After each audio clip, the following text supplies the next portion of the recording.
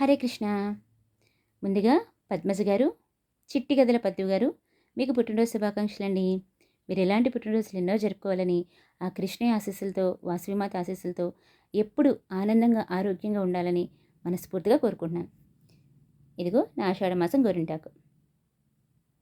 ఈ గోరింటాకు గురించి కొంచెం తెలుసుకుందాం. గోరింటాకు అంటే గౌరీ ఇంట ఆకు.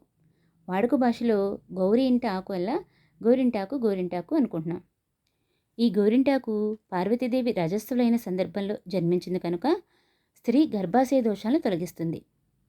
అలాగే స్త్రీల అరచేతి మధ్యలో గర్భాశయానికి రక్తాన్ని చేరవేసే ప్రధాన నాడులు ఉంటాయి.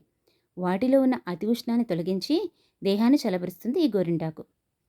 అలాగే చాలామంది ప్రసవం అయిన తర్వాత కూడా ఈ గోరింటాకును ముద్దగా చేసి బాలింతరాలకు తినిపిస్తారు. అలాగే ఇప్పటి పిల్లలు చాలామంది గోరింటాకును నెయిల్స్కి పెట్టుకోకుండా వదిలేస్తున్నారు. ఈ గోరింటాకు అందంతో పాటు ఆరోగ్యాన్ని కూడా ఇస్తుంది. అందుకని ఖచ్చితంగా గోళ్ళకు కూడా గోరింటాకును పెట్టుకోండి. మరి ఇంకెందుకు ఆలస్యం, అందంతో పాటు ఆరోగ్యాన్ని కూడా ఇచ్చే ఈ గోరింటాకును ఆషాఢ మాసంలో అందరం పెట్టుకుని ఆనందిద్దాం. Hare Krishna. Once again happy birthday Padmaja garu. మీ చిట్టి కథల కోసం వెయిటింగ్. హరే కృష్ణ.